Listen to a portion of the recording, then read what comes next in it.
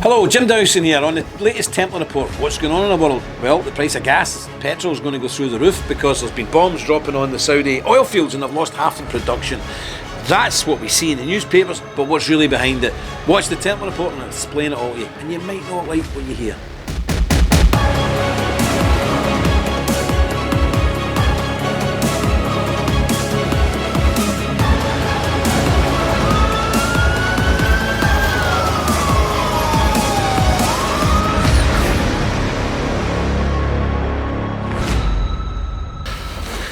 Hello again, Jim Dowson here, guest presenter with the Templar Report. Now, what are we going to look at today? Well, there's some serious big issues going on in the international sense, and I think we need to look at that from an honest and unbiased point of view. And I would hope by now that people watching this would realise that the Templars, we do operate internationally, so we do have a good grip of what's going on, and people watching this would trust the organisation, trust me, to tell you the truth. I've no axe to grind. Our agenda is very simple. We're Christian hardliners, right-wing, conservative, patriots. That's it. We have no other agenda other than to promote the Christian cause worldwide. So let's have a look at what's happening right now, because there's some very, very big stuff happening. Mainly in Saudi Arabia, because that's going to affect you, it's going to affect me, because half of Saudi's oil production has been taken offline by, they say a drone attack, I think it was a missile attack to be honest, on their oil fields in Saudi Arabia the other day. And everybody's jumping up and down saying it's outrageous, this is Iran that's done this, and not the Houthi. They call them the Houthi rebels, but the Houthis are in Yemen, mind their own business, and Saudi has attacked them. So are they rebels? If somebody attacked you in Texas and you fought back, would you be called a rebel? I don't think so. So let's have a look at this, because one thing I do notice, and this has been prompted by some of our American members phoning up and giving us their take on it, which is completely at odds with reality. And I've been in America many times, and I know the only place on earth where the media is more biased than the British media is in America. With American media, it's wall to wall. Even the right-wing people in America are totally biased and tell unbelievable lies. We don't have that problem in Britain because we don't have any right-wing media. We've only got left-wing media, and we don't believe a word they say anyway. But it's much worse if you do have a perceived right-wing media and they're telling you lies.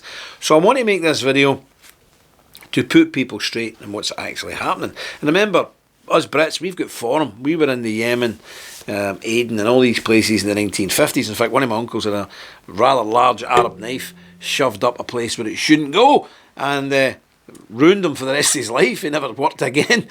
I shouldn't laugh, actually, it's pretty horrible, but there you go, that's what happened. So we've got forum there. We know we were there for hundreds of years before America ever got involved in the Middle East. So we're well versed on these matters, believe me. We were there in the 1700s. So what's happened? Okay, there's the world's biggest humanitarian crisis right now is in Yemen amongst the Houthi.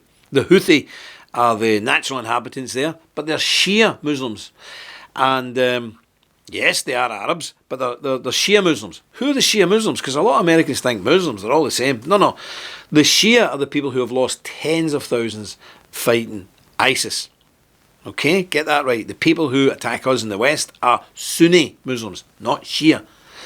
And the people who defeated ISIS in Syria were Shia. The Shia also lost 1 million men when the Iranians fought Saddam Hussein. At that time, Britain and America were arming Saddam Hussein, Sunni, to fight Iran, Shia, but couldn't really beat them. But Iran lost 1 million men. That's more than America's lost in 2 wars, Vietnam put together. Try and get it into your head. The Iranians are not Arabs, as people have said, and this is particularly incredible. I had one guy from America phone me up who's, the kind of very right-wing kind of, supremacist type. Not one of your members I may add, but he said, these Iranians, they need to be sorted out. They're trying to build nuclear weapons and we can't allow Arabs to have nuclear weapons. Well, he should know better because he's one of these Aryan types. Iran, their name is derived from Aryan. That's the home of the Aryans. So if you're into Aryan power, white power and all that, you should not want to attack the Iranians. That's the home of the Aryans. They're not Arabs. They're not Arabs in any way, shape or form. And they would be grossly outraged if you called an Iranian an Arab. They actually hate the Arabs with a vengeance. So Iranians are not Arabs. They are actually Aryans. They're very, very smart people, very clever people. And if you don't bother them, they won't bother you. And I would ask people watching this, British people, American people, when was the last time you had a problem? When was the last time a bomb went off from the Iranians? When did this happen? Now, Shias did bomb the American base in Lebanon some years ago, and I totally condemn it and all the rest of it. But, you know, if you had a load of Iranians based in America, say in Georgia, military men, would you think it unusual if Americans went and tried to blow up that Iranian troop station? Of course you wouldn't. So, you know, we've got to get a bit of perspective here. But that's what's happened. So they've said they'd done that. Now, whether it was the Iranians that blew up the oil fields or whether it was the actual Houthis themselves, who knows? Who cares? What difference does it make to us? Well, it makes a big difference where people want to try and attack the Iranians. If you attack the Iranians, this isn't going to be like attacking the Iraqis. This is going to be a war that will cost hundreds of thousands of your sons. Are you up for that? Fine. Knock yourself out. But why would you want to travel halfway across the world to attack them? Well, I'll tell you where it's coming from. A lot of this is coming from this whole Israel thing.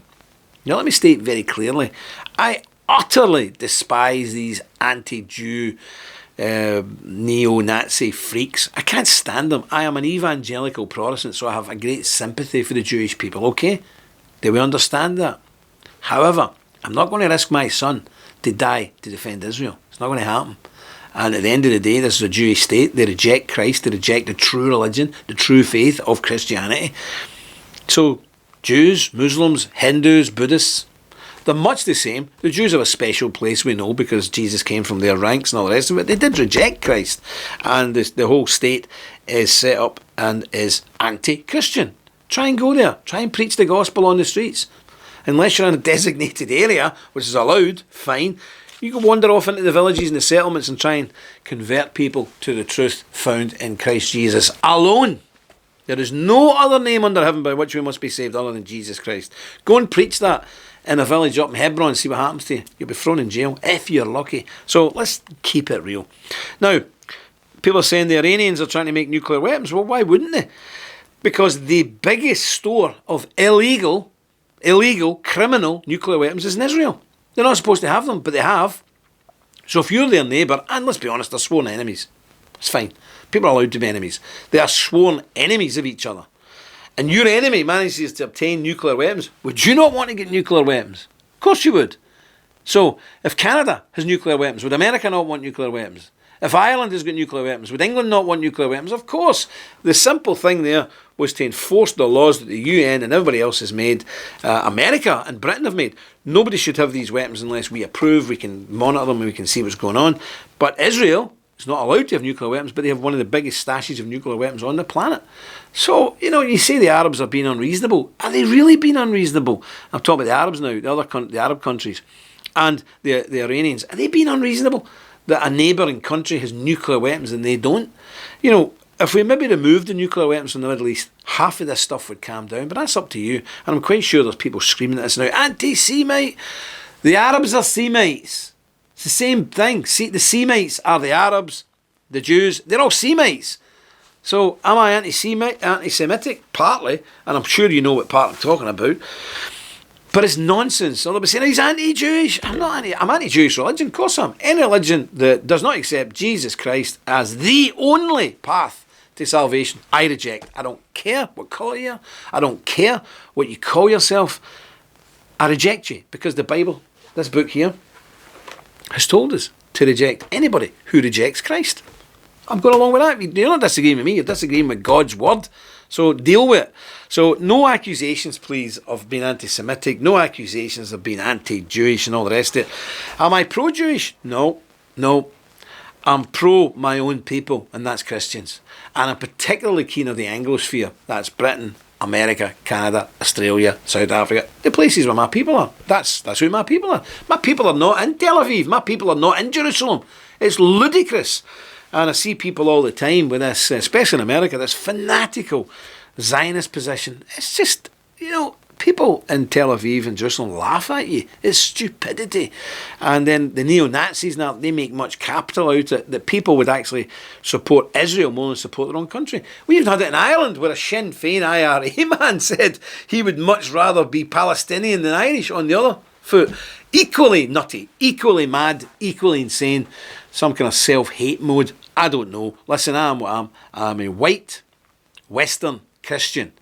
And I find it very difficult to keep a hold of our faith and our countries without running about the country trying to save somebody else's faith in somebody else's country. So that's all I'm going to say to that. But remember, if we manage to kick off a war with Iran, it'll be horrible. And remember, these Houthis, these poor Houthis, have been slaughtered by the Saudis who've invaded their country. What happens if somebody invaded your country? Would you not be a bit annoyed and fight back? Of course you would. Well, they're being slaughtered like dogs.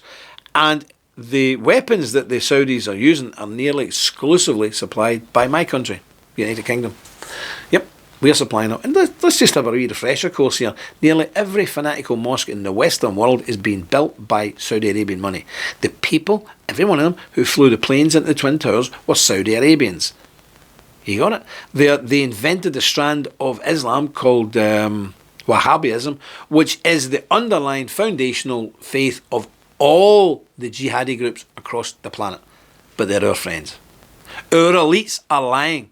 Our elites are taking us as fools. There are moderate forms of Islam, no problem. But the Saudi Arabians invented the form which is doing all the killing, all the bombing, all the beheading. But they're our friends, and we're attacking the Iranians who have done nothing to us. Ludicrous. Anyway, that's all I want to say in that. And I would just ask you to get your brain switched on, do some research, do some looking about, find out exactly what's going on. Don't listen to any of the news channels. Go and do proper research. And if you're unsure of anything, you can always contact the Templars. We will tell you the truth, whether you like it, whether it's popular, whether it's not. And I'm sure a lot of people will be very unhappy with this video. But we're here to tell the truth, not to tickle your ears. So I hope you appreciate that. As I say, keep close to Christ. You won't go far wrong. Stay safe. And I'll speak to you again on the Templar Report. God bless you. The threat is real, and we are on the front line. In a world of misinformation and attacks from the left and mainstream media, censorship, deplatforming, it is time to call out the fake news and bring you the truth. We are the Knights Templar. Visit our website and join today. We are the Resistance. Deus Vult.